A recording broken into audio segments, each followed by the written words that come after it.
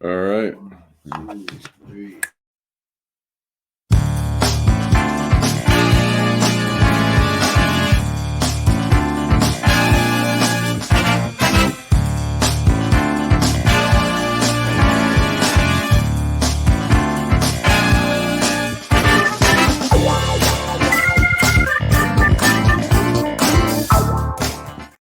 Welcome, Detroit in black and white. We're live from Apex Studio in Ferndale. Allan Lengel, co-founder of Deadline Detroit. Venessa Moss, fire starter. So, attorney, and political consultant. Good morning. Good morning. Here we are again. We are back. And we promised everybody that we were going to get better. I swear. Last week we had a little. It was kind of a cluster F, but that's okay. We got views. We the subject matters were great. We vibe like we usually do when beautiful surroundings. Well, I tell you what, and we got some play in the media and stuff, and oh yeah, we set some folks on fire, and you know what? Somebody tried to set you on fire. Yeah, you know. Don't hate the player. That's right. Don't hate the player. That's right. Hate the game. Because when you want to play with fire. Let's play with fire. Lying motherfucker don't have a quote on me, but that's all right. You're referring to the owner of 910 AM. Yeah, he's full of shit, and he had to backtrack. But you know what? We're gonna move forward. Absolutely. And we gotta. We're gonna have a great show today. Absolutely. There's no question. Let's start off. Yeah, we've got. Let's mention who some of the people. Okay. We have some great guests. We're bringing Mike James back because we had some technical issues. Plus, we got a lot of folks, a lot of listeners. They want to know what's the real deal. They were very interested in the story. Who created techno music, etc. And he's writing a book, right? He's writing a book on Derrick May and everything from the whole techno business, which is fascinating, which I've learned more since he's written about it. But he's also raised allegations, sexual allegations, which have been, impacted Derrick May's career in a big way. Well, all I know is, it used to be free. Used to be house music. I hated it. I love house. I was a house head. But you know what? Still a house head. But it's popular. People come from all over the world. So we'll talk about that. Keith Johnson, former president of Detroit Federation of Teachers. When we get Keith on, I want to know, why did the damn school board turn down $1 million over there at Cooley High? Yeah. Cooley been empty for almost 15 and years. Have you been over there? I was over there maybe about 3 weeks ago because, everybody knows I practice, but I'm a street attorney, so I had to go over there to see a client. It looks terrible over there. They'd rather have it empty. I guess they're tearing down the whole Southwestern. Yeah. But I'm going to tell you, Matty Maroon and them tried to buy that building. They would not sell it to them. I'm like, they take it personal. It's like the marijuana ordinance. 10 years. Detroit's supposed to have been way out front in the game. They played, Tiger Stadium. How long did Tiger Stadium sit empty? So long. I was saying with Tiger Stadium, any other city would have been like, oh my God, what a great opportunity. They finally got it together and actually built some cool stuff on the Tiger Stadium site. Corktown, I think everybody thought when Tiger Stadium folded, that was the end of Corktown. It was just going to be a dead zone. It's just the beginning. And now you can't get enough housing. You cannot. You can't see get all enough the lofts in there. Because I live close by. And with Ford moving into the train station, it's going to be insane. But you know that people wanted the Ambassador Bridge owners to tear down the train station. People used it for movies and everything. Wrote about it. Oh, it's the Greek ruins. Took tours through there. They found dead bodies in there. But you know what? It's there.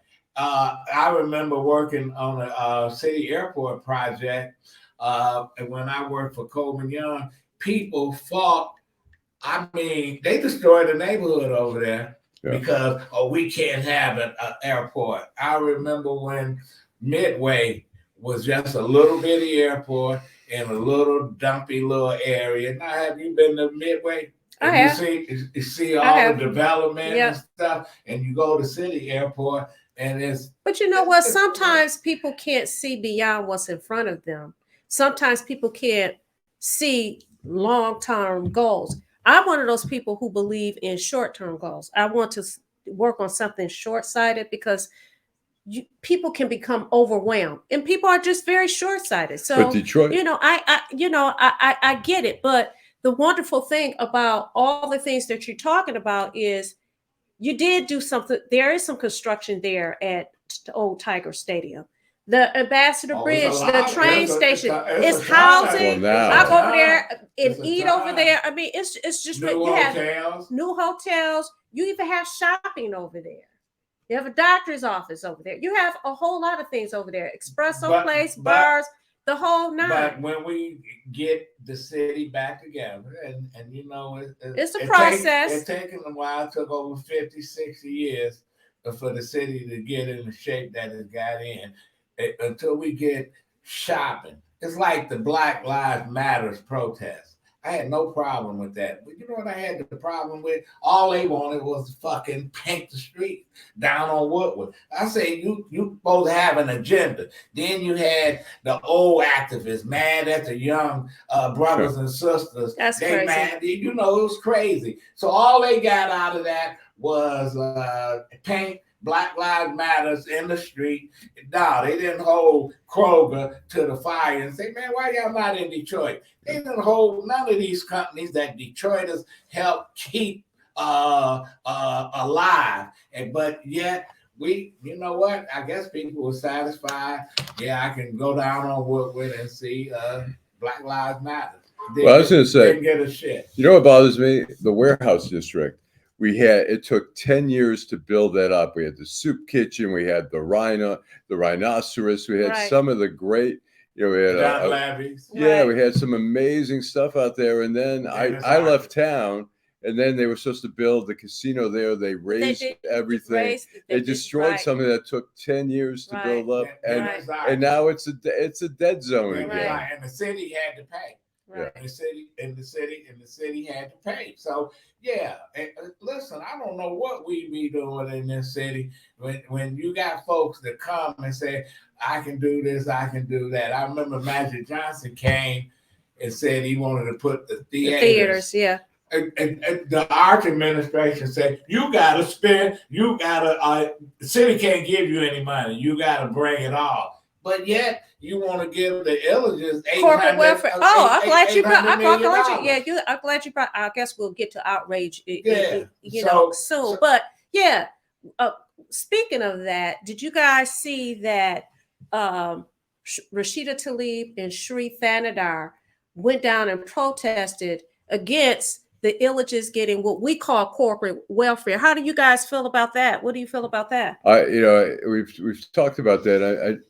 What bothers me is that, first of all, there are stadiums, arenas in this country that are privately financed. Absolutely. San Francisco with the Golden State Warriors, it was I think a $1.4 billion. Bill Davis. Yeah, totally financially, private. Bill Davidson and the Palace, I think that was 90 million or something like that. Totally. The Illiches got about $400 million with the caveat that they developed. And they did nothing.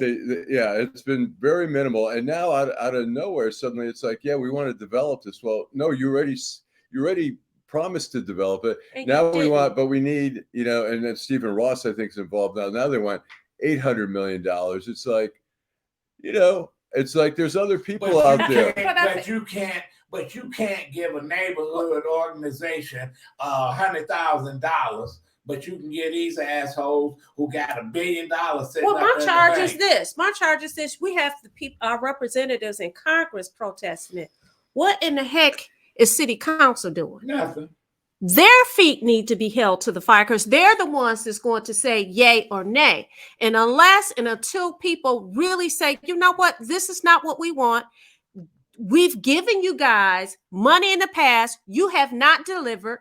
We're not going to keep giving you a pass. We're not going to keep doing that. But we have, and then it's the same people who charge people for parking or doing all this crazy stuff. We have selective enforcement. Here you got a preacher that got a church 20 years in prime property, who promised that they was going to redevelop that whole area by the state fair, who promised we're going to bring housing, we're going to build a couple schools, who promised that this church is going to be the catalyst for redevelopment on 7 Mile between McNichols and 8 Mile Road. Right.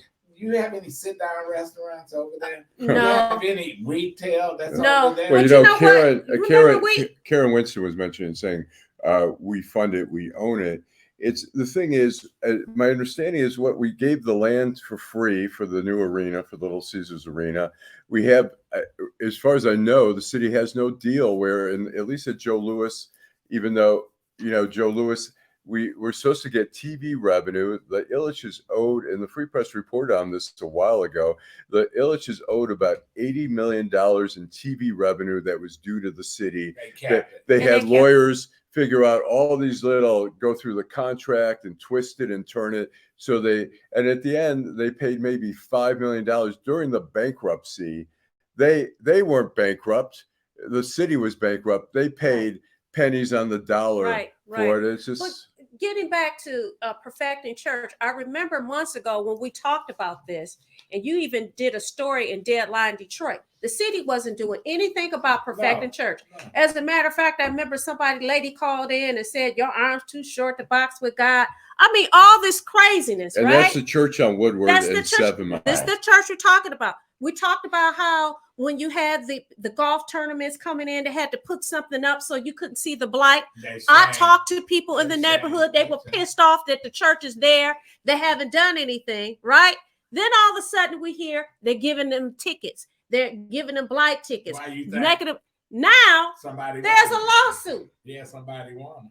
The three amigos start talking about it, and now there's a lawsuit. Why is there a lawsuit? Because somebody wants the property. And somebody laid a plan out and say, you know what? It's been sitting there. I got a game plan, and I want the city to be in partnership. So so Duggan and them, they moving on it because they know that it's never gonna get finished. And I was in Barcelona at that church. They make money off of that church. They continue to build on it, and you can go worship in it. The only people that's in that church, the only thing that's in the church, probably some rats and roaches, and you don't know what's in there. It's been empty for all this time. That whole area over there. They bought out, people had homes over there. It wasn't really a thriving neighborhood because you had the Chaldean. They ran them out. The Chaldean town got run out. They had all the businesses. I'm just looking at, you had the in Palmer Park, which is a beautiful park. Big gate population. The city ran them out because they man, I can get it. That's another story. The Chaldeans, they ran out. Grandma said, but a big building. You know what? We're trying to save a couple of dollars. Let's close the state fair. State fair kept that whole area over there. Blood kept coming through there. Right. But that's what we do. I think we're gonna need to take a break. This is Detroit in Black and White. I'm Adolph Mongo, Venessa Moss, and Allan Lengel. All righty. I'm Wayne County Treasurer Eric Sabri. There are payment plans available to help save your property. Visit our website at treasurer.waynecounty.com or email us at taxinfo@waynecounty.com for further information. We're here to help. Now Homeownership we got one more. One more. Or more commercial. Homeownership opportunities are rising in the city of Detroit, and there's a house out there that's right for you and your family. You don't even have to worry about credit or getting a loan. You can win a house for as little as $1,000 and pay for the renovation cost as you go. It all starts at buildingdetroit.org and the Detroit Land Bank Authority. Our auction and Own It Now programs offer a variety of houses and neighborhoods all over the city of Detroit. These homes are in desperate need of repair and new ownership. You can begin by going to our interactive map and detailed property listings to find the right fit for you. It won't be easy, and renovation costs are not cheap, but our compliance team is there every step of the way. We will help you track your progress and connect you with local discounts to save you more money. We have already sold more than 15,000 homes in the city of Detroit, and our inventory is shrinking fast, so you don't want to miss out on this wonderful opportunity.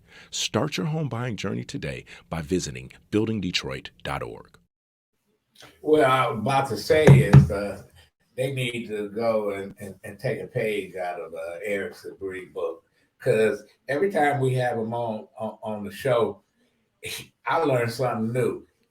The treasurer's office has gone out of their way to save people's homes from being foreclosed. Right. They have gone out of their way, even if it was in foreclosure. As they should. As they should. But the thing is this, people need to take advantage of it, because one of the things that he talked about is federal funding. If people don't take advantage of it, that money goes back to the federal government.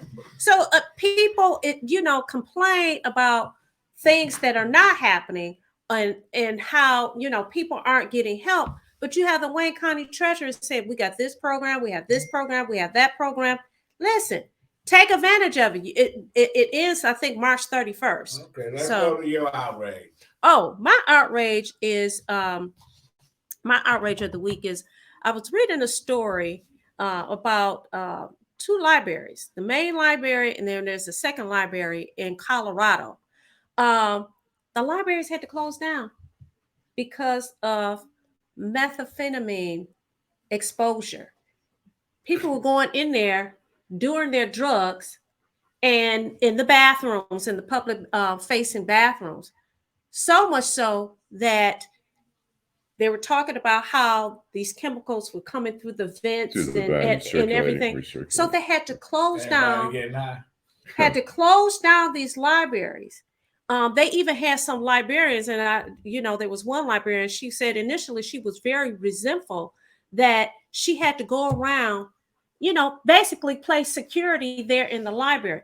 I'm outraged that, this is a place we were talking about earlier, how people use their phone and Google, but people still go to the library. There is a digital divide, especially here. People go to the library so that they can use the internet. People go to the library so they can do research, and to find that you're going to have to, their public dollars has to be used to do this cleanup. And you have people who are working, who love working in the library, to serve as security. I think that's a doggone shame. I was really outraged by that. And that ties into the story of an Airbnb where a 2-year-old died. Because somebody had used crystal meth in the Airbnb. And law enforcement and medical technicians got to be real careful. They were doing drugs over at that Starbucks on Mac. Mac and Woodward. Exactly. So it's that's my outrage. That's terrible, because I'm a library lover. The Detroit Public Library I was at maybe about a month and a half ago, and I walked in with a mask, and when I sat down, there was nobody within probably 15, 20 feet. And I found it a little weird is that security guards with walkie-talkies were walking around every 10 minutes or so, walking up to people and saying, "Excuse me, you've got to put your mask on." It felt very, it took out that warm library feel when they're like patrolling and, with actually security guard outfits on. But you got a different situation. So what's your outrage? My outrage, we're seeing the banks, and I don't know if everyone understands what the banks are. I've tried to, get a grasp of it, but we have the Silicon Valley Bank. that had, you know, and the FDIC only insures up to $250,000. We have all these, bank too. yeah, we have all these big companies that had money in there that wasn't insured, and so they decided to bail out. And the question really becomes, you know, you have Greg Becker, who was the CEO of the Silicon Valley Bank. They saw it coming. What was happening was that, well, interest rates were rising. When interest rates rise, people tend to back off a little bit, particularly big investors. They don't want to borrow money. They never use their, I mean, Dan Gilbert doesn't reach in his pocket in all the Hudson's building. He borrows money. He gets funding. He gets tax breaks. When the interest rates go up, some of these investors back off. So they started backing off. They weren't borrowing money. They were, in fact, taking out some of their money out of the bank. And what happened was the bank didn't have enough money to give them their money. So they had to sell off some of their bonds and stuff at a loss because they needed the money. And eventually, when the reports came out that the banks were losing money and stuff, people said, I better get my money out of there. And things went crazy and they had to shut the bank. The problem is we see another bank in San Francisco right now where all the big banks, Bank of America, all these banks that had gotten bailed out in 2008 are saying, okay, we're each going to put $5 billion of our money. They're not giving it to them. They're doing it as a depositor. They're not getting any special rates. This bank, Silicon Valley, so I'm sorry, as somebody who's done a business, and not necessarily, I'm no great business mind, but you see it coming. You see months and months ahead of time. You see where things are going. You anticipate. You have a CEO of a bank you expect is going to be smart. This guy, 2 weeks before the bank went under, he sold 12,500 shares for $3.5 million, put it in his pocket. When the bank shut, him and his wife got on a plane, first class, went to their, townhouse in Maui. Why didn't they go to jail? Yeah, And that's the problem. They got little Leroy going to jail for taking $50. But you know what's so for doing a stick up. Yeah. You know what? What if all the guys who are doing stick ups said, hey, let's get together and let's decriminalize stick ups and let's just make it a fine. So if you get caught robbing 7-Eleven, you'll just get fined and stuff. But these guys are robbing real money. They're robbing the federal, which would be a federal crime. But you know what's so hypocritical is that this very same guy was fighting back against regulation. He didn't want the federal government, the DIDE Act. He did not want the federal government in his business, right? But the same federal government saved you. Now, my question is, when I saw that this happened, do we go back to, hey, you saw one, then you see the next one? Are people going to start back putting their money under the mattress or in the closet behind televisions? That kind of thing. Because they only. Because you know what? Listen, Jesse James was a murdering piece of shit, but they did have it right when they said the banks was causing all the problems. Taking people farms and you know what? It was like legalized stuff, and they've been getting away with it. And they got away with it. In 2008, we had the banks were the ones letting out these subprime loans. Right. And people don't remember what subprime loans were. Basically, Detroiters remember them. You had, they take these working class people, people maybe working as a cashier at a supermarket. And they'd say, just lie on the application. We're going to give you a $500,000 home. Just give us your $40,000. All you got. Empty your bank account. Give it to us. And you're only going to have to pay $1,000 a month for the first month. Then, after the second year, you're going to pay $3,000. So suddenly, guess what? They can't afford it. They lose the house. The bank kept the 40 grand. The properties for a while back then were kept escalating. So the bank not only kept the 40 grand and they had the payments, $12,000 in payments, but now they had a home that was worth even more. It was such a fraud perpetrated, and then it collapsed. And then what happened was all these homes that people were paying $600,000 for. Like I did some fraud stuff at the Washington Post out in Virginia. These townhomes that people people couldn't get homes quick enough. So before they were even built, people were like, here's my money. Here, I'm paying $600,000. By the time the market crashed, the homes were worth $400,000, $300,000. But that's how a lot of Detroiters lost their homes. That's how a lot of Detroiters lost their homes. Living a high life because we let him. He's still alive? Yeah, I think he's still alive. Wow. Savings and loans. All them stole all the money, put it in their pocket, and now how many people went to jail? Remember Ken Lake? Yeah, sure. He died and he still beat the government because they didn't take his money. They had to drop all the charges. These guys get away with all kind of shit.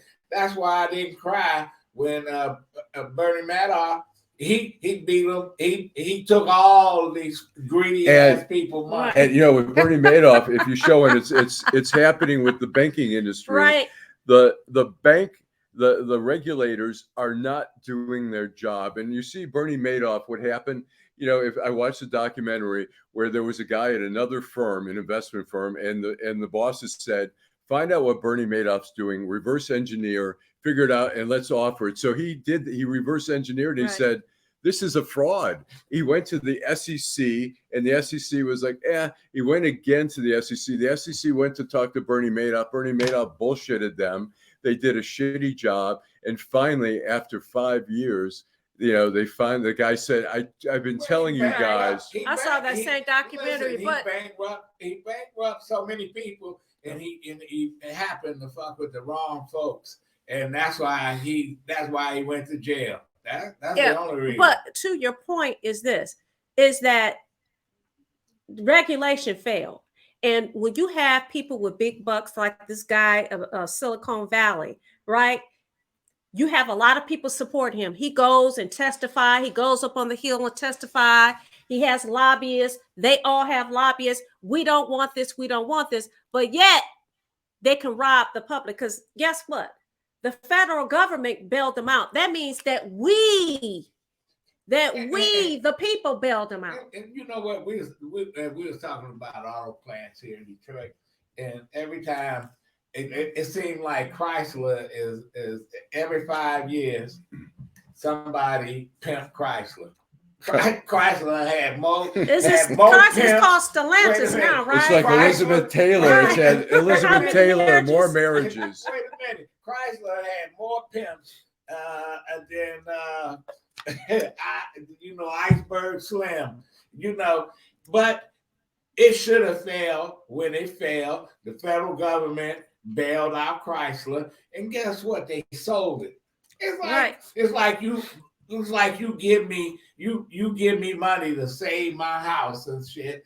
I said, well, thanks, Allan, Venessa, and then I take the money, then I sell a house. I'm walking away with your money and the money I've got. That's exactly what happened. Yes. That's exactly what happened. So do we trust the banks or what? We don't trust the banks. I'll tell you what, the banks, the auto industry, the auto industry, GM, Ford, Volkswagen, those people have perpetrated crimes. They knew, like GM with the ignition locks and stuff like that. They knew about it. These people do a calculation. They say, okay, we're not going to say anything. We know it's fucked up. We're not going to say anything. But when, and we'll get a few lawsuits. We'll get some lawsuits. Deaths, we can afford that. But we can't, and they do everything to hold off on recalls. And people try to save their jobs and say, well, I don't want them to know that I screwed that up. And so there's a criminality at a level. And they let these people die. Ford did. Absolutely. They was forced to make changes. And so did General Motors. And you have people crying in Washington, less government. Well, in certain instances, we need more government. And what's happening is that, how they get away, and the Republicans do this a lot, where they'll be like, okay, IRS or whatever, we're not going to fund the IRS. There's not going to be enough investigators. So there's not going to be as much fraud, and people are going to get away with a lot more stuff because we're not funding it. Same thing, ATF. We're not gonna give them as many agents to crack down. We're gonna take a break. We're gonna continue the conversation. Detroit in Black and White. We have some Texas about the public library. You know, they had missing money and all kind of stuff. The second floor in the main library is closed. So they got some issues. I didn't know about that. We'll be right back. Detroit in black and white. I'm Wayne County Treasurer Eric Sabri. There are payment plans available to help save your property. Visit our website at treasurer.waynecounty.com or email us at taxinfo@waynecounty.com. Nearly 30,000 vacant lots all over the city of Detroit are for sale right now. That's right, nearly 30,000 vacant lots are available now, starting at just $100. The lot next to your house or the lot down the street. Make it yours today in just a few simple clicks. Find out if it is available by visiting buildingdetroit.org. At the Detroit Land Bank Authority, side lots are just $100 and neighborhood lots sell for $250. You can apply and pay online today by visiting buildingdetroit.org. And if you don't see the lot you're looking for, call our offices. Our phone number is 313-974-6869. Again, that is 313-974-6869. We have already sold more than 21,000 vacant lots to Detroit homeowners. Make today your turn by visiting buildingdetroit.org. All right, here we are right back. All right, let's bring on the doctor. There's a doctor in the house. The professor from Wayne State University. There's a doctor in the house. Good morning, everyone. Hello. Good morning. Good morning. Welcome to Detroit in black and white. Name? I don't want to butcher your name. So my name is Cynthera. Cynthera? Yes. Okay, that's a great name. Listen, you on the front line in the community. We got all kind of issues in Detroit, and what is the number one issue that we should be concerned with in our community? Health issue. Unfortunately, they are so connected and everything's so convoluted. Even when you look at how environment, neighborhoods, finances impact health. So that's a compact question. So there's not necessarily one issue per se, but one of the things that myself and my colleagues were looking at was trying to help people in their lived experience be as healthy as possible. So that was one of the things that we recently addressed with a book that we just published, talking about how we as healthcare providers can have a better patient-provider relationship with those individuals in urban communities to help them really work well with the resources that they have. And we already know that resources are low, but instead of constantly being reminded of what we don't have, trying to maximize the things that we do have. I mean, unless you have a magic wand that can remove people from their environment, you really have to work within their resources to help them improve their health the best way they can. So that's kind of the angle that we're working on. What are some of the bigger challenges that you see in terms of actually getting decent health care in the city? One of the things I think, and that this is one of the things that I would say, and this is because of the things you can control, right? Because the things that you can't control, if you can't take your patient out of a certain neighborhood, if you can't increase your patient's income to eat a certain kind of way, then, that just adds insult to injury when you ask them to do something they can't due to means beyond their control.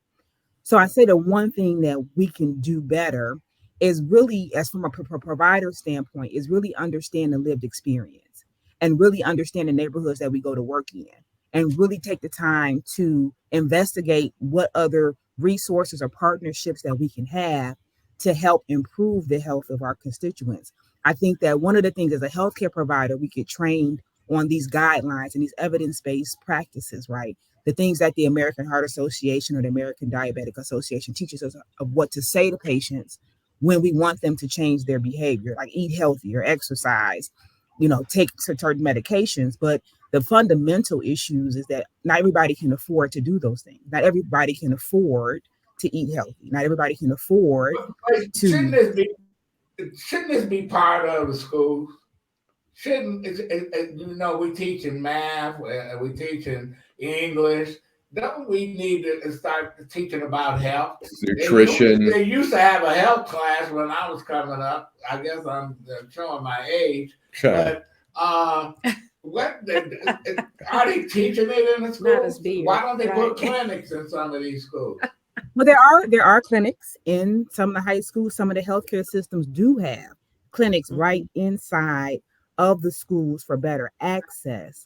But I think your question is very, again, convoluted as they look at budget cuts, the things that kind of get cut first, unfortunately, your home ec, health education. The health education teacher is also the math teacher, also the English teacher. So again, you don't really have that kind of focused approach. However, again, talking about the things that we don't have, what we do have are individuals in the community that are trying to use community approaches to address some of the disparities that we are not able to address maybe in the schools, like doing community health fairs, for example.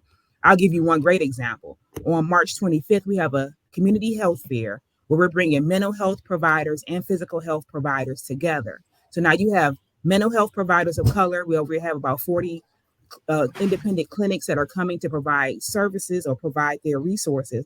And we have free health screenings. So now you take it to the community when you can't control what's going on in these individual school systems, and you try to address the issue from a community standpoint.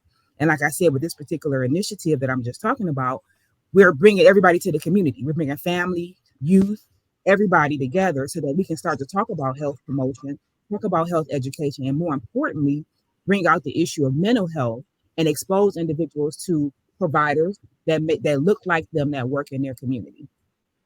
There's no question. So you fighting diabetes among our young folks, and yet you can right down the street from the middle school or the elementary school, you got McDonald's and Burger King who's selling hamburgers for $2 for $1 or whatever, and this is what the kids eat every single day. Or they go into a party store or the gas station. Yes, yeah. and they eating all this sugar.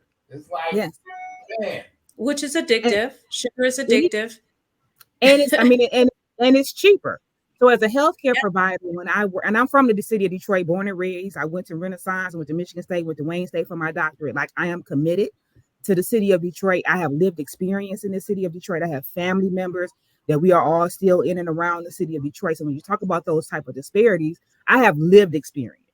So when my patients come to my office, I can have a real conversation with them about, okay, I understand that I just diagnosed you with diabetes. Now let's look at what you've been eating. I already kind of know your financial situation. I understand the things that you can and cannot afford. I understand a $5 hot and ready is cheaper than a $12 salad. And even though the salad is healthier, again, we are on fixed incomes. How are you going to be able to even afford to eat, quote unquote, healthy when there's food deserts, when your grocery store is the Dollar Tree? So again, we talk about lived experience. We're talking about, okay, I can't, increase your income. I can't bring a grocery store closer to you. So how can we improve what we're doing with the resources that we have? Let's talk about portion control. Let's talk about reading labels. Let's try to empower them to work within their resources. I was going to ask you about reading labels, because I'm a big reader of labels of sodium, carbs, calories, all that kind of stuff. Are people becoming more aware of that, or do you really feel like that's something you really need to push more? When you think about how important is that? Yeah, when you think about what you can give a patient in terms of tools that they can feasibly use to improve their health and the health of their families, reading labels is one tool that I give my patients. Because when I talk about how high blood pressure runs rampant in certain communities and certain races, and I try to explain to them the importance of improving their diet to improve their health outcomes, reading labels is something I can tell them. You're supposed to have 1,000 milligrams of sodium. So when you turn that label over, and that's in anything that you eat, and you start to just do the simple math. Every time you eat something, you're looking at the label and you're realizing, okay, 4 slices of bacon is almost 2,000 milligrams of sodium. Maybe I don't need 4 slices of bacon every day. Maybe I can do 1 slice or just cut back. Or so that knowledge of being able to read labels empowers them to be able to do something. Don't we give out too much medicine? And that's why people just, doctors are quick to write a prescription, say, well, you're not going to keep a diet. But so I'm gonna give you some medicine to control all this. It's like one vicious cycle, and people still continue to do the things, popping a pill, but they still don't change their habits. So that goes back to that patient-provider relationship. I think that if you don't empower people to do what they can do, to be able to improve their health on their own terms, then you do have that conversation. Medication is not always the enemy. I mean, if you have diabetes, your body is not producing insulin, and you need something to help you with that. Now, granted, if you make some lifestyle changes, we can improve that, but there has to be a bridge. So right now, if I'm looking at you and your blood sugar is 600, which is fatal in most cases, then I'm going to tell you what you need to do in terms of medication to kind of help control that. But I'm also going to teach you how to change your diet, exercise, so that maybe eventually we can get you off that medication if necessary. But the mindset of, okay, well, I'm not going to just take this medication, you're just causing more damage to yourself. So again, hypertension, diabetes, I mean, these are killers of definitely the minority communities. And so if you are looking at, not being able to immediately change your lifestyle, the medication can be a bridge to help you achieve your goals. Along with reading labels, I think that education is the key. And I'm going to give you an example. Marketing is something else. I'm usually a plant-based eater, right? And when you're telling people to read labels, somebody says, okay, I'm going to change the way that I eat. They go to the store and they buy something that's plant-based. People need to be educated and know that they market as plant-based. It is plant-based, meaning that it was produced in a plant, not that it's actually plant-based food. I think that it's very important for people in our community to also be educated about marketing, because everything that you see that says that it's healthy, in fact, it's not. Well, plant-based is like a lot of stuff is fried. The Impossible Burgers. It's manufactured in a plant. The Impossible Burgers, a lot of times the fat content is higher than a lean hamburger. Well, Dr. McNeill, we're gonna have to have you back on the show. Yeah, thanks so much. You know what? Because this is a serious issue, especially with our young folks.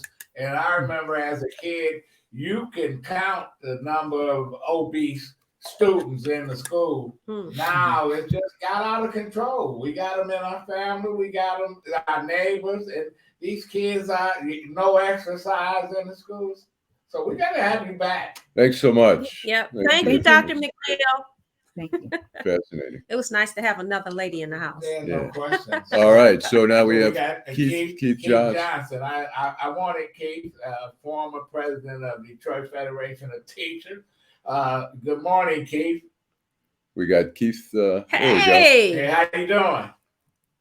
All right. Let's see. We can't hear you. It's on your end. It's not over here. He's muted. You're muted. All right. All right. Can you hear me now? Yeah, absolutely. Yeah. We can hear you. Okay, good. Good morning, everyone. Allan, Venessa, Adolph. Good morning. Good morning, Keith. What in the hell is happening with the Detroit School Board? Am I missing something about the Cooley High? They don't want to take $1 million. It's not just because all of us, and this is not the first time that they've been presented with selling Cooley High School. What the heck is going on, Keith? Okay, it's not just the $1 million that they were offered, and I'm going to share with you what's been shared with me. The comparison was made with when this same group took over Durfee, which is right behind Central High School. Right. The difference is that Durfee was never vacated. Durfee remained open and simply transitioned, moving those students into Central High School. Right. Cooley High School is 95 years old and has been closed now for 13 years. Conservative estimates say that in order to make it usable would require about between $8 and $10 million, because the infrastructure within Cooley High School is just completely gutted. And so what the school board was looking at is not only the ability to pay or $1 million for the facility, but are you able to make the economic commitment to invest in the facility so that it does not just become another eyesore like it is right now. And so that was, to my understanding, the primary reason was that this group was not able to make So the what they gonna do financial with it? commitment. Right. So what they gonna do with it? I think one of two things is going to happen. Either it'll end up getting sold to an entity that has the funds on hand to invest in the restoration of the facility, or it's going to end up being torn down. You know, Yeah. Cooley Probably it's a magnificent structure, but you also have to remember Cooley has two buildings. There's the big orange building that is the main body of Cooley, and then there's the addition that we built on the Cooley back in the 70s. So it's not like you take one piece of it; you've got to take the entire parcel. And well, you know what? We're gonna have to have you back on, Keith, and we're gonna have to get an update on what's happening with. Well, I do want to ask Keith a question very quickly. Keith, so you have the inside information.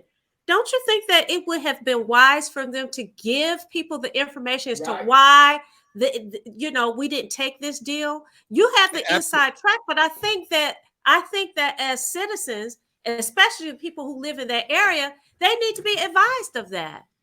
I agree with you, Venessa. I think that the school board would have been better served to itemize the reasons that they did not want to go on with the sale. Because, like I said, Cooley's been vacant now for 13 years. And of course, the urban miners have come in and done their damage to the facility. Right. And then on top of that, there's just the elements that have deteriorated Cooley. And so what you really want to have, if somebody's going to purchase that, if I'm a school board member or any other type of owner, I want to know that you're going to be able to use this as something more than just a tax write-off, that you're actually going to be able to. Can you get us a board member, Keith? Can you get us a board member? Oh, I'm sure I can. Let's talk this week, and you know what? We're gonna have you back on, and because your ears is to the ground, right? And you know what's all the time. Yeah, there's no question. Keith Johnson, former DFT president. We'll be talking to you real soon, Keith. Good seeing you, Keith. Thanks for supporting. All the time. Wait to have you back on. Okay. All right. I got your back, and it ain't way back. That's right. Well, thank you. We're gonna take a break. The Detroit in black and white, Allan Lengel, Venessa Moss, I'm Adolph Mongo. We'll be right back. I'm Wayne County Treasurer Eric Sabri. There are payment plans available to help save your property. Visit our website at treasurer.waynecounty.com or email us at taxinfo@waynecounty.com for further information. We're here to help. Homeownership opportunities are rising in the city of Detroit, and there's a house out there that's right for you and your family. You don't even have to worry about credit or getting a loan. You can win a house for as little as $1,000 and pay for the renovation cost as you go. It all starts at buildingdetroit.org and the Detroit Land Bank Authority. Our auction and Own It Now programs offer a variety of houses and neighborhoods all over the city of Detroit. These homes are in desperate need of repair and new ownership. You can begin by going to our interactive map and detailed property listings to find the right fit for you. It won't be easy, and renovation costs are not cheap, but our compliance team is there every step of the way. We will help you track your progress and connect you with local discounts to save you more money. We have already sold more than 15,000 homes in the city of Detroit, and our inventory is shrinking fast, so you don't want to miss out on this wonderful opportunity. Start your home buying journey today by visiting buildingdetroit.org. Revolutionary in media. Okay, welcome back. Adolph Mongo, Allan Lengel. Why don't you introduce our next All right. guest, Do you want to bring Greg into the studio here? Our next guest, hey, Greg, how are you? Our next guest is Greg Stejskal. Greg served as an FBI agent in Michigan for 31 years. He retired as the head of the Ann Arbor office. He's done a lot of different cases, and Greg is also a columnist for for another website I have called ticklethewire.com, which reports on federal law enforcement. And Greg has just authored an interesting column about the agents, about the politicalization of the FBI and how some agents have bought into the Donald Trump, really falsehoods there. Greg, what's as you observe from the outside of the Bureau now, what were you thinking when you saw like some agents didn't want to do the raid down in Mar-a-Lago and stuff like that? What was going through your mind as you thought about that? It was both frustrating and almost surreal. In my entire career in the Bureau, and it was 31 plus years, I knew guys that I disagreed with politically. I grew up a Republican from Nebraska, a moderate Republican, but a Republican. So, and I think the Bureau, at least then, leaned sort of conservative and Republican. I think Right. that has changed over time, although I don't think it's changed dramatically. But in all the times that we worked, public corruption cases and all kinds of things, we understood that whether it be a Democrat, a Republican, or, whatever, that you followed the facts. And if there was public corruption or anything else, that, that's the way it went. But in the last few years, and it was after I had retired from the Bureau, I saw, even amongst the guys that I had worked with, some of the retired agents, this sort of almost a cult following, this cult of personality with Trump and Megaism and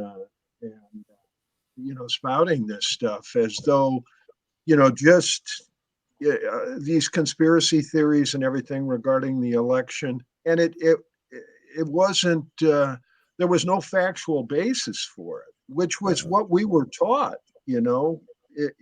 All right, it's fine to make an allegation, but you better have factual basis to back it up, and you have to prove it in court. And that's what we dealt with. We followed the facts. We didn't, go down these rabbit holes. But at any rate, so it's very frustrating to see, and I think it's a small minority, but these agents who, now that we have this weaponization subcommittee who's bringing former agents in to testify, that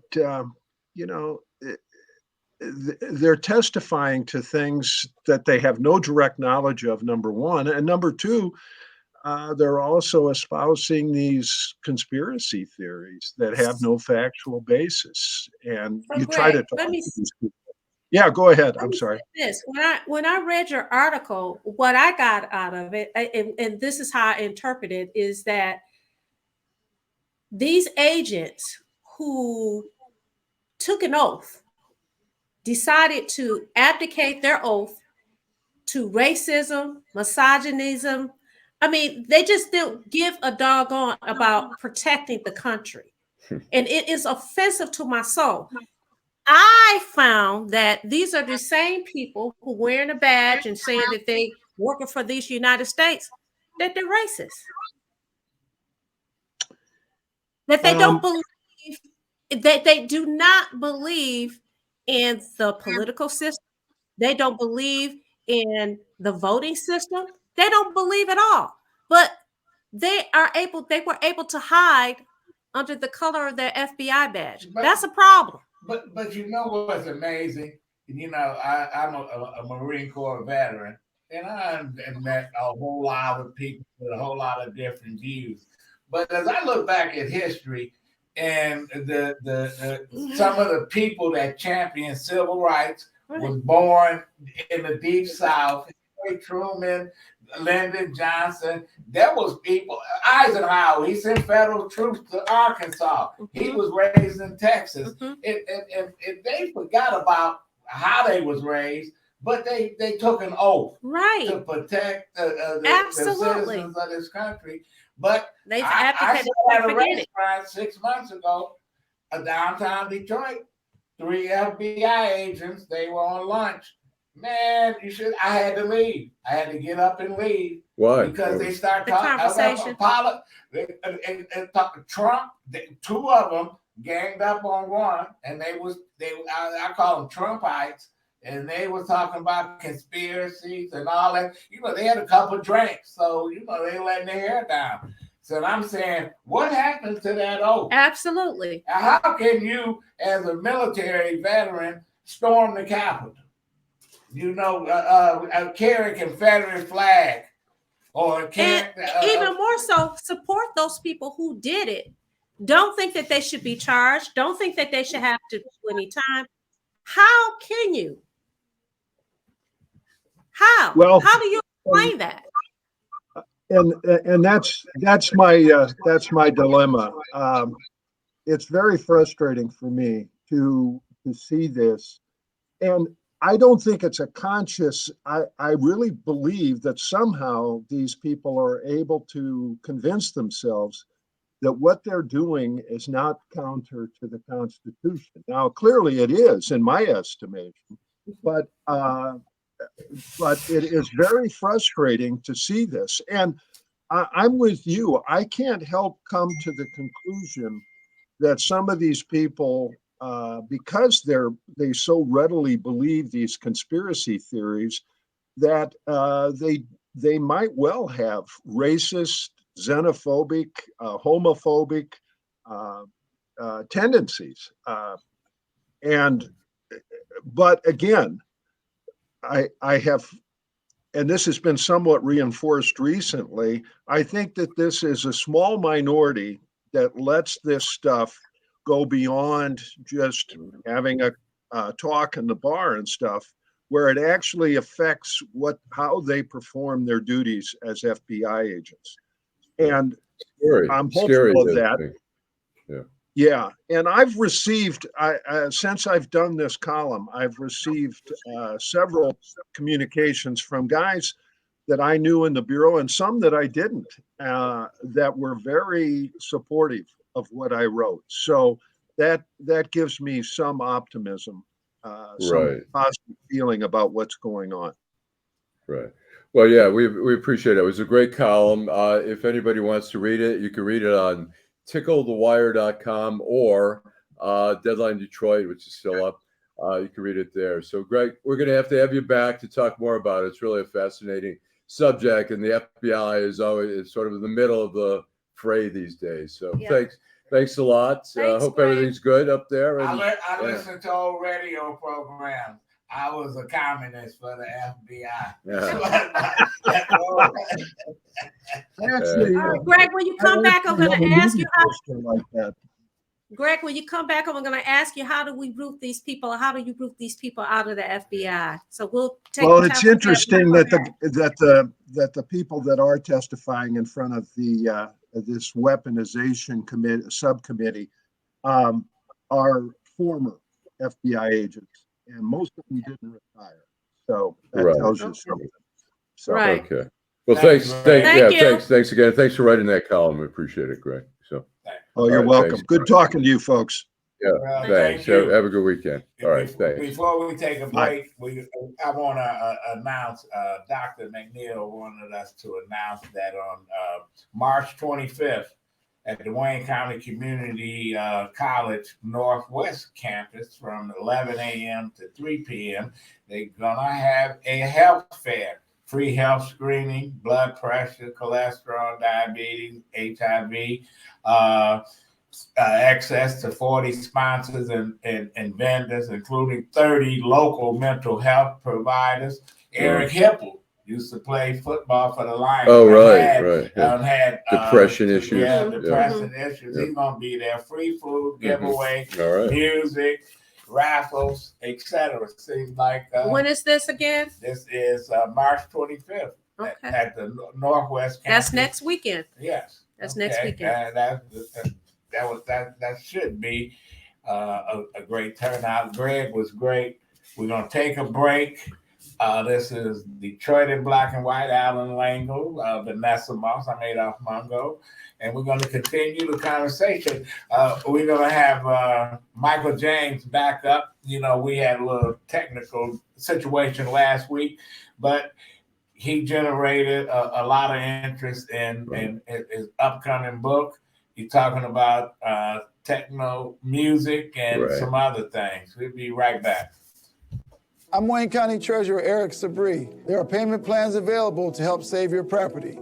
Visit our website at treasurer.waynecounty.com or email us at taxinfo@waynecounty.com for further information. We're here to help. Little clip. Nearly 30,000 vacant lots all over the city of Detroit are for sale right now. That's right. Nearly 30,000 vacant lots are available now, starting at just $100. The lot next to your house or the lot down the street. Make it yours today in just a few simple clicks. Find out if it is available by visiting buildingdetroit.org.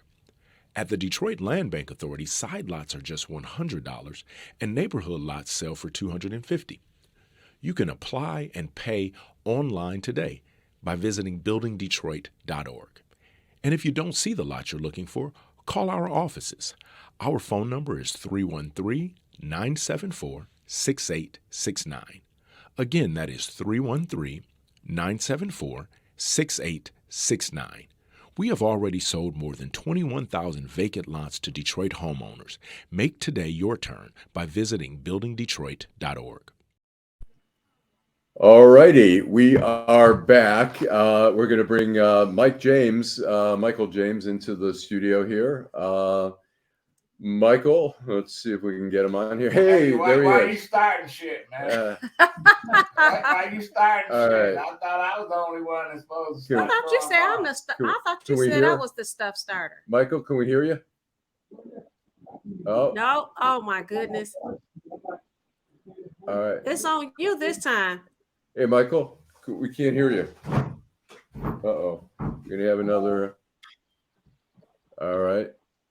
What did we... It's not us, it's him, because you can kind of hear him. All right. We can kind of hear you. We can kind of hear you, Mike. But we can't hear you very well. Do you remember what you did last time to make it work? Or do you want to... Maybe if you do it through your phone. I sent you a link. Why don't we... Yeah. Why don't we we want to talk about all right, let's see if we can correct that. In the meantime, Michael, can you hear us? Raise your hand. Can you hear us, Michael? Okay. All right, we can't hear you, but we're going to work on it. Is there something, Joe, we can do here to make it happen? I'm messaging him in a private chat. Okay, cool. So can we all right, so let's go. Well, first we'll talk. Michael we'll start out. Michael, I'll first introduce Michael. Michael's a good buddy of mine. He is a former reporter at the Detroit News, is where I first met Michael, and then he moved on to work at the New York Daily News. He eventually was the head writer for the Stephen A. Smith on ESPN. And Michael has been working on a book on Derrick May, who Derrick May, for those who don't know, is a big figure in techno music here in Detroit. He was, and Mike. Let me know. Okay, gotcha. Okay. And so Michael has some clarifications over, as the story goes, that Derrick May was part of the Belleville 3. He was born in Belleville, Michigan. He has gotten credit for techno music in Detroit and really kind of making it blow up. He wrote one of the songs that he did was the Strings of Life, which Michael co-authored, if that's the right term for it. And so Michael's been working on a book. We talked about it last week somewhat on the sexual assault allegations that Michael has been putting out there on social media. But he's also, I think part of what we want to talk about is also the alleged fraud involving all the Belleville 3 credit card scam to build their first studios, the taking of credit cards from collaborators, how they convinced the world they invented techno, and that Derrick faked his performance at the DSO at the Aretha Franklin amphitheater that Michael has alleged here. So what we're going to do before we let you weigh in on, and we want to sort of at least start with the focus on the fraud, since we did the sexual allegations last week. We're going to, just to give you an idea for the audience, we're going to play a little clip. This is a 5-year-old clip just to get a sense of Derrick May. So Joe, if you want to cue that up. Give people all you got. And this business is all about, you must be prepared to take a ton of criticism. The moment you go public, you are public. I am yours. You are not mine. I am subject to what you think of me, regardless of how I feel about you. It is the business. And once you step out there, once you give your music out, once you attempt to become a DJ or a producer, your shit is out there and you have to accept whatever comes. So now, one more thing, and then we're going to let Michael weigh in. Venessa wants to read. Derrick has given us a statement. Yes. She wants to make a little statement, so you can also respond to that as well. So after the show last week, we thought it would be fair because we just heard you. I reached out to Derrick May and invited him to come on the show because of some issues. He's not able to come on the show at this time, but he does plan to come on in the future. He did issue a very lengthy statement. So I'm putting this on here because I want him to know that I did do that. But it's very lengthy. So what I'm going to do is I'm going to paraphrase what he said. While he's not here today, he says that he not only denies any and all allegations concerning any criminal activity and any civil liability, and he indicates that these allegations are without merit. He further, given that the serious, heinous, and baseless nature of these claims and this campaign that has been launched by Mr. James, a former business associate, in the era of cancel culture and social media, he would not avail himself to coming on the show today. However, he says that he will be able to come on the show at a future time. So we just want our viewers to know that we did reach out to him. He did respond back very quickly, and we have had actually several conversations. So we just want people to know that we're not taking your side, we're not taking his side. We just want to make sure that we're very fair. Okay, so Michael, I guess first thing we want, I don't know if you want to respond to that, but it's kind of a pretty blanket statement there. You were talking about the alleged fraud involving the Belleville 3 with their credit card scam. Explain what you were referring to. The thing is, it's very interesting when I hear people talk about things that I allege. It's true that I've been the messenger and I put a lot of this stuff out there, but the fact of the matter is, you can go what are attributed to me as allegations. You can find them in history. You can go and watch the movie High Tech Soul from like 20 years ago, where they admit engaging in a credit card fraud scheme. This right here, this is common knowledge. This isn't just some guy out here throwing stuff up against the wall to see what will stick. This is all, it's history. It's out there for anybody who wants to find it. We all have the same internet. We all have access to the same information. The question is whether or not you want to do the work, as I have, to find these things. The credit card fraud. The credit card. Yeah. The credit card fraud scheme was a scheme back in the day. People like Adolph will remember back in the day when you used to use your credit card, they used to have these like little carbon pieces of paper that they would go into the machine, and you would swipe it. You'd swipe it, and it would leave an imprint of your information on it, even if you signed your name. That's how we made copies back in the day. This is back in the days of horse and buggies. And what would happen is Derrick, Kevin, Juan, all these guys, they had friends who worked at malls and gas stations and stores.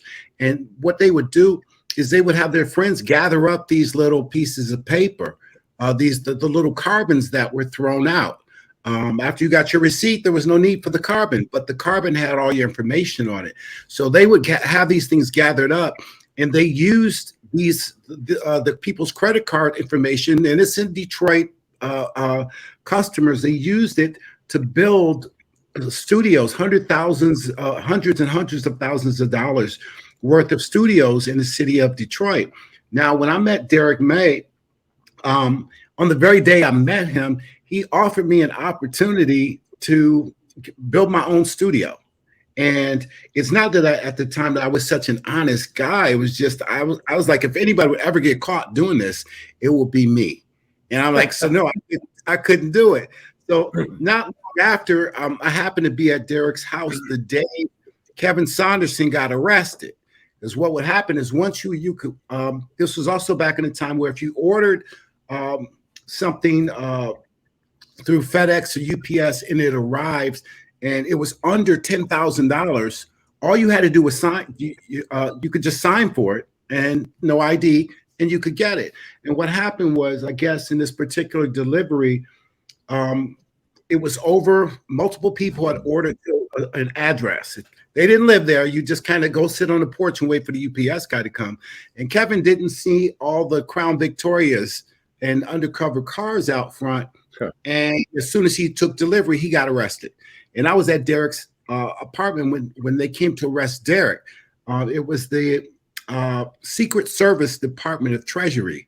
And they arrested all these guys and they all got busted on this credit card fraud scheme. That's how all of their equipment was bought in the early days. And even recently, when you saw, there was a movie, a documentary done by Detroiter named Christian Hill called God Said Give Them Drum Machines. God didn't give them drum machines, he gave them credit cards. And they even had to acknowledge that because of me, they had to acknowledge that in the movie that these guys built their studios early on with stolen credit cards. Go ahead, Venessa. So, of course, I'm playing at devil's advocate here.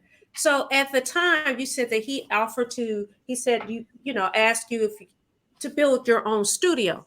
So yeah. Immediately I'm thinking, okay, so you knew they were doing this. You were complicit, right? Because you knew what was going on and you were still associating with them. No, you were doing business with them. No, it wasn't doing business. This was I'm trying to tell you, this was the very first day I met Derrick. This was a day when you could walk, we're talking Detroit, in a day when you can walk down the street, see a brother, say, hey man, what's up? What's up? How you doing? Where you live? You live here? And you get into a conversation just like that. That's how it happened on Prentice and Second and what was the Cass Corridor. The very first day, when he asked me what I did, I told him I worked at Kinko's at the time. And I believe I had a little job as a stringer at the Detroit News. So I told him what I did. He told me what he did. And I said, man, I always wanted to make music. And he said, I've got my own studio. And I said, oh, man, I would love to be able to build a studio. And then he told me how. That's the very first day. And he told me about him, right? I'm sorry? You wrote a song with him. You knew he was doing this credit card scandal. I'm trying to get you to slow down. I'm telling you, in the very first day, this is when the first few hours of meeting Derrick, he explained to me that I could get this. We had no interaction at that point up until this was our very first interaction. You get it? I got it the first time. But I'm saying, no, you didn't get it because you said you seem to misunderstand. I got it. We weren't doing business. We met. We just met on the street. But you did business after you met, right? There was no business. It was never business, Venessa. What happened was he invited me to his apartment. I went to his apartment. I saw all this equipment, and the only thing I knew how to operate was play on the keyboard. So he gave me a piano song, and then he got a what do you call it? He got a beep because we didn't have cell phones back then. So he got a beep and he went out to take a phone call. And while he was there, I started playing a song that I wrote in college. He came back.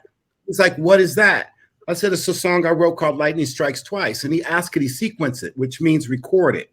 So he recorded it. Then he asked, did I have any other parts? And I said, sure. And I played these other parts. That was it. I don't think it must have been sometime after that is when I happened to be at his house because he became my friend. And he sometime after that is when he got arrested. And then probably almost a year later, he showed up with a 12-inch record with my name on it. So it was never a question of we did business because he never gave me the option of doing business. He just made a record and then he showed up and showed it. We're going to take a break. We're going to come back. We're going to continue the conversation with Michael James. I have a quick, was that the Strings of Life that you're talking about, the song? Yeah, he just, Okay, we'll come back right after these. Thank you for explaining. No, that's what I'm Wayne here. County Treasurer Eric Sabri. There are payment plans available to help save your property. Visit our website at treasurer.waynecounty.com or email us at taxinfo@waynecounty.com for further information. We're here to help. He knows he's going to get the heat. He knows that. Homeownership opportunities are rising in the city of Detroit, and there's a house out there that's right for you and your family. You don't even have to worry about credit or getting a loan.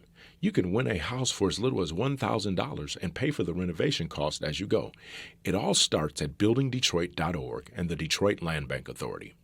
Our auction and Own It Now programs offer a variety of houses and neighborhoods all over the city of Detroit. These homes are in desperate need of repair and new ownership. You can begin by going to our interactive map and detailed property listings to find the right fit for you. It won't be easy, and renovation costs are not cheap, but our compliance team is there every step of the way. We will help you track your progress and connect you with local discounts to save you more money. We have already sold more than 15,000 homes in the city of Detroit, and our inventory is shrinking fast, so you don't want to miss out on this wonderful opportunity. Start your home buying journey today by visiting buildingdetroit.org. Watching and listening. All right. So, Michael, okay, welcome back. We're going to talk about the string. Al, during the break, I think I heard Vanessa. Did you say I knew I was going to get the heat? Yeah. Well, we've got what Joe. Somebody got to do it.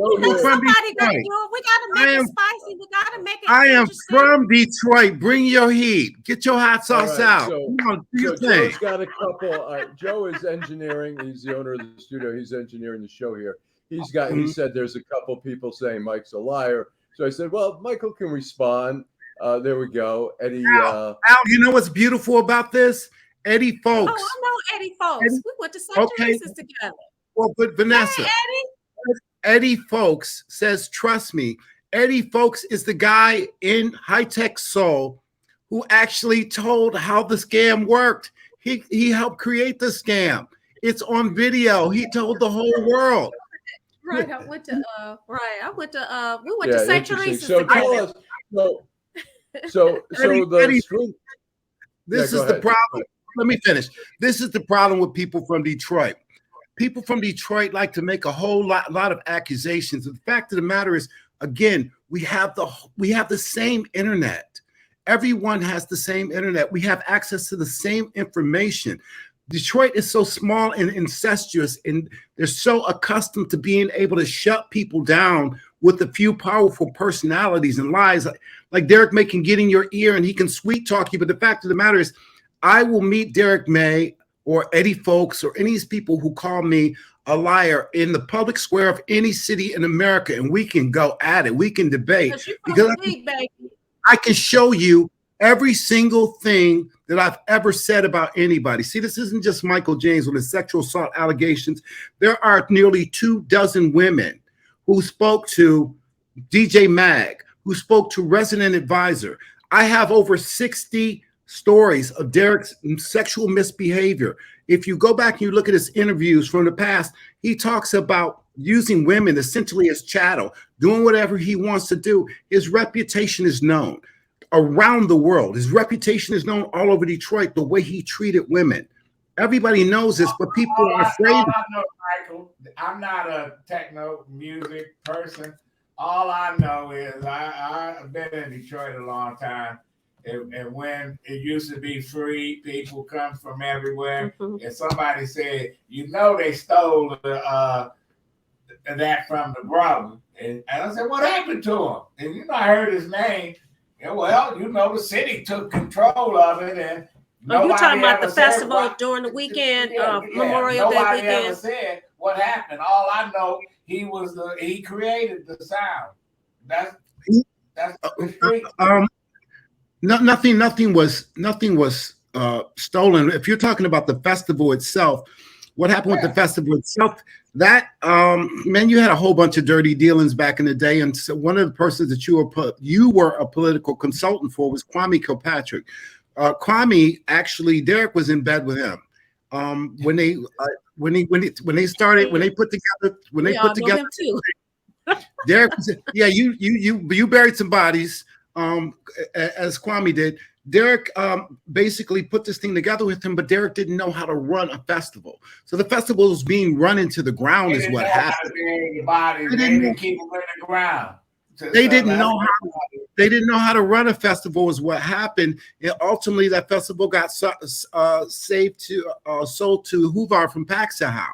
And nothing was taken from these guys, man. They just didn't know how to run anything. And I mean, listen, you can't run a festival, collecting money in garbage bags, which is one of the things Derrick did back then. Let me ask you this: when your book coming out, Mike? Right. As I told you, I'm working on it right now. I'm working on several books simultaneously, so you will know. I think people want to read this book, because you got people riled up. You know how to push the buttons. And if you came on here and everybody agreed with you, then I say you don't have shit. But it's not about being agreed with. The fact of the matter is, people should know, and there are reasons why. People got their opinions. People got their opinions, and they adamant about how they feel about Derrick May. They either love him or they don't like him. Right. That's and the same with you. They either love you or they don't like you. There's another allegation that you talk about, Michael, about the DSO performance. Explain that if you can. Derrick has played with performed unquote with worldwide orchestras, the London Symphonia, the Macedonia Symphonic Orchestra, the DSO. I mean, among the many lies Derrick has told over the years, he told people that when he was a child, because his mother had a hookup at the Detroit Symphony Orchestra, he said that he recorded live these strings that he used in Strings of Life. He eventually, before the performance at Cheyne Park, it's at the Aretha Franklin Amphitheater, he admitted to Brian McCullough, the music critic for the Detroit Free Press, that he had lied for 2 decades about having recorded these strings that he knew someday he would use at this on this record, Strings of Life. Ultimately, what happened was Derrick was shown several different times to basically he would be pantomiming with these symphony orchestras, these worldwide orchestras. A lot of these orchestras, their audiences were dying, and what they wanted to do is they wanted to do a mashup of like orchestral music with techno. And so what they would do is they would offer Derrick an opportunity to come in and do play techno music with their orchestras. But when he arrived, after they had transcribed the music, what the directors, the orchestra directors discovered was Derrick May couldn't actually play. So what they did was they allowed him to do what he called some sound design. So they gave him like a little mixer where he could turn the sound down until he could find a sound that wouldn't mess up what they're playing, and then he would basically be pantomiming, and that's what he did in the at the performance in Detroit with the Detroit Symphony Orchestra. All those people are sitting there. The spotlight is focused on him, and he wasn't even actually playing. And wow. This is basically we actually got one of the Macedonian Symphonic Orchestra director admitted to it when he was called out on it. He was like, well, he did sound design.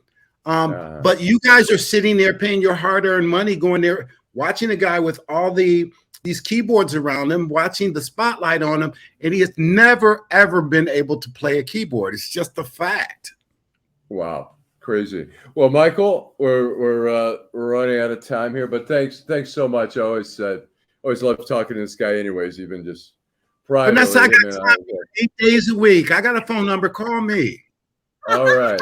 All right. Well, thanks so much. We're making the show interesting and spicy. It's interesting subject. Thanks a lot, Michael. Right. And we'll have you back again. Thank you, Adolph. I appreciate it, brother. Okay, thank you. Take care. Have a great weekend. Thanks so much. Well, I tell you that he got up and around. Yeah, there's a lot of people. I got him. I mean, it's a fascinating. It's a fascinating subject. I mean, techno is so big, as you know. Your brother's bar, when they have the techno festival, there's people from Ireland, there's people from all over the world. Wow. Is here. Who come. Yeah. Wow, I don't even that's participate. Music. Yeah, It's not. Did you see the line? I don't care. I mean, the line is outrageous to get into the techno festival. Listen, Trump got a line of people lining up too. Right. That don't mean not anymore. Yes, he do. I don't believe that. He's the Jim Jones of the political. Lord, well, Jesus. They say today they're saying that he's going to get arrested on Tuesday in New York. Yeah, that's what they say. But the law enforcement is. It's a misdemeanor. Well, I don't know if it's going to be a misdemeanor. I think it's going to be a misdemeanor. And I mean, what's the likelihood of him, if he's convicted, likelihood of him doing any time? Well, 0. Michael Cohen did got 3 years as a felony. That's a felony. It's a difference. But being part of that whole thing, I'm not sure it's going to end up. There's other charges that can make keep hope alive. We're gonna get there. I don't know. He may. I mean, well, there are other folks. Clearly, his people that's in his camp are watching the show. But so maybe so. There's people that say. Hopefully, he said he's not declining. He just could not come on today. Okay. So we'll see. Yeah, well, there's other people. The other fellow that he mentioned wants to come on. I think Eddie. Mentioned said he wants to come on. Go back. He probably don't recognize, but we went to St. Teresa's together. Oh, really? All righty. Then they closed it down. Yeah, they closed the school down. They did. I had nephews to go there. Oh, okay. Yeah, but Catholic school. All right. A bunch of propaganda. So should we be as bold as to try some phone call or? Oh, we can. We can. Try, if people want to call in. We're still working out the things with the phone call here, but we if we can put the phone number up if anyone wants to call and talk. So, anyways, so other than what we're gonna do, you know what? We had started out. I didn't do my outrage. Oh, that's right. You didn't. What's your outrage? The outrage is the Democratic Party in Michigan. The outrage is that, listen, they just, their biggest base, their biggest supporter, we got no Congress people. You know what? Who's running for the Senate now? Nobody of color. I'm Hill sorry. Harper, I understand. Isn't Hill Harper running for Debbie Stephenson? He not even. Listen, he need to stay right back in California. You said no people of color. He lives here. Oh yeah, right. He does. He lives here. He lives in the Boston Edison area. That he has a business downtown Detroit. We're the biggest hoes in the state, in the country. Don't call me a hoe. Because the city you is all they let. We got people that just move here. They get elected mayor. They get elected this. They get elected that. Whatever happened to homegrown folks? Well, I can't go to Livonia. I can't go to Grosse Pointe and get elected after living there 6 months and shit. But listen, he could run for Congress. You don't have to live here to run for. You don't have to live in the city to run for Congress. You don't even have to live in the district. The Democrats have seemed to anoint it. We don't even know who the field of candidates are going to be. Yes, we so do. How do you call the Democratic Party out? Well, Alyssa Slotkin, they've already. How do you call them out? You don't even know who's running. It's very premature, sir. Alyssa Slotkin is already there grooming her. That's true because I've gotten emails from her text messages, and they're trying to clear. They're trying to clear the path. That's right. The question becomes, we've talked about this before. Should Debbie Stephenson step down early so that maybe they could put someone like Gilchrist? But she's not. But you know what? That's her choice. Not and most people don't do that. Some do. She's run for office. She's put in, as you know, look, it's not easy running for office when you win, but, I guess the question becomes, does she want to, change the dynamics there. But right now they're grooming Alyssa Slock. So here's the deal, though. So even though we know that she's running, here's the deal, though. We've had people talk about, and you've heard us. We talked about it over and over again. No Black representation, right? Except for John James, which is John James in Macomb County. He does represent, which is suspect. So the question becomes, and I think this is really where he was going. I was just messing with him. No, you can mess with me. I do it all the time. I don't have a problem with doing it. Well, the problem is we don't have anybody of color that's running for Senate. We're gonna take a last break, and we're gonna come back and wrap it up. This is Detroit in black and white with Venessa. She's throwing all kind of bombs. Moss and Allan Lengel. Because I am the bomb. Okay. Okay, I made off Mongo. Be right back. I'm Wayne County Treasurer Eric Sabri. There are payment plans available to help save your property.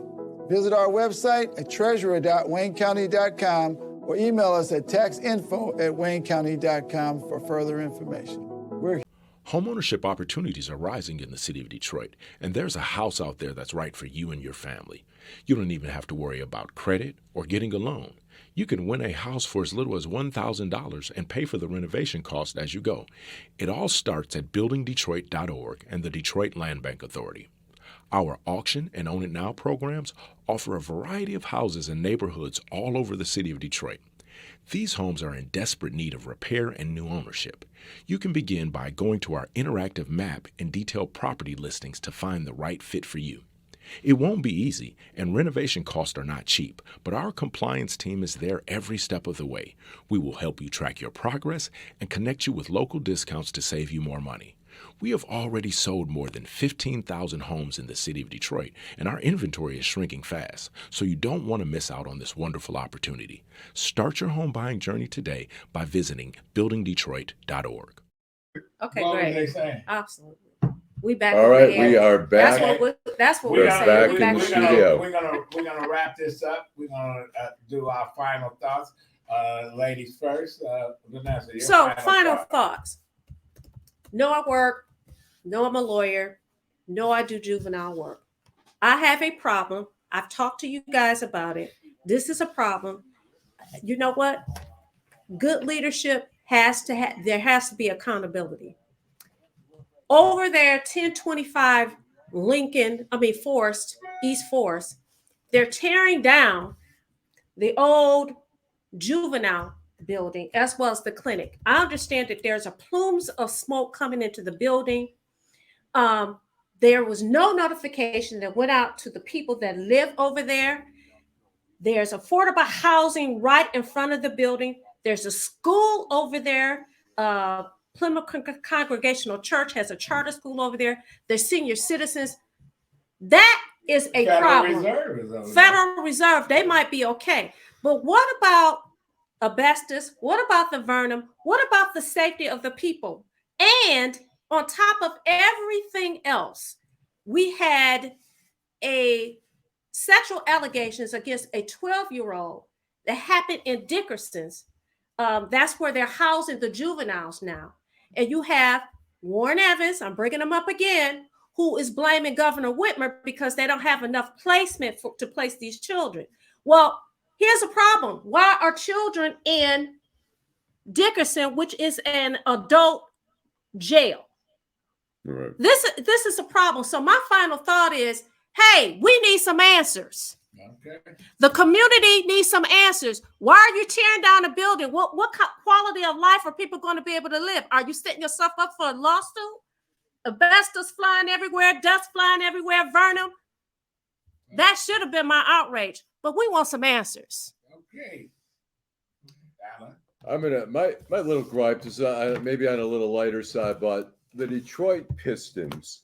I mean, we've gotten to a point. I used to be a huge Piston fan. I mean, and back in the day with the Bad Boys was amazing, and even with Larry Brown, they did amazing stuff. Chauncey Billups and all. We had all these great players. They have the worst record in the whole NBA out of, I guess, maybe 30 teams. They have the worst record. They've only won 16 games this year.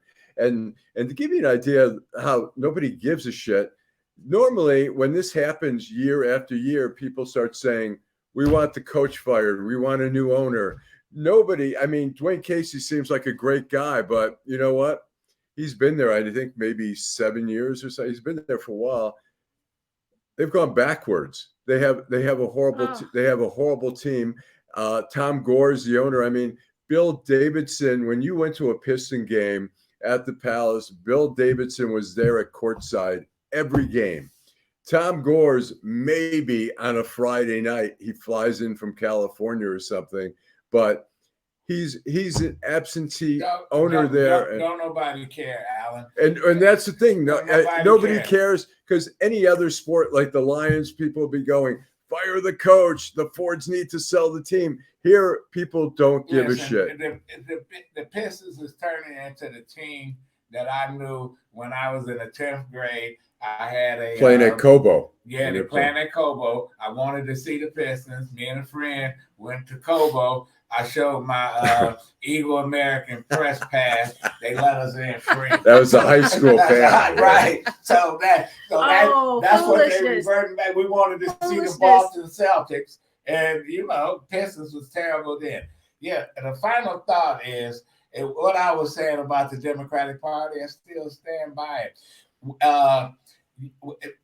We come a day late and $1 short when we complain about, why we don't have anybody in that race, because you're going to get 25 people going to announce that they're going to be running for Sri Kanadar seat. You messed up his name. I don't care what it is. He can't speak English. Listen. So I'm looking at the U.S. Senate, and I want to have a choice. Now they handpicking somebody right now, and I don't want her. I want to have a choice. But in the 13th congressional district, I mean, it's amazing. Sri Thanadar ended up winning because there were so many candidates and nobody wanted to clear the path. It's going to happen again. It's going to happen again. They never talked about the issues. But anyway, this is Detroit in Black and White. About another show. We are still on our way, and we're gonna get there. And with you, the listeners, we are getting there. We are getting there. Thank you so much for watching. Spread the news. Continue to watch every week. Continue to comment. We did have a phone number, so maybe next week people will call in. All right. And we want to thank Joe Robinson. Oh, yeah. He's the owner of the studio, Apex Studio, who was engineering the show and made sure everything ran smoothly today. We appreciate that, Joe. Well, we here in Ferndale. Funky Ferndale. Off in Woolworth. That's right. So, okay. All right. Bye-bye. Next week. Thanks very much. All right. Everybody have a good weekend.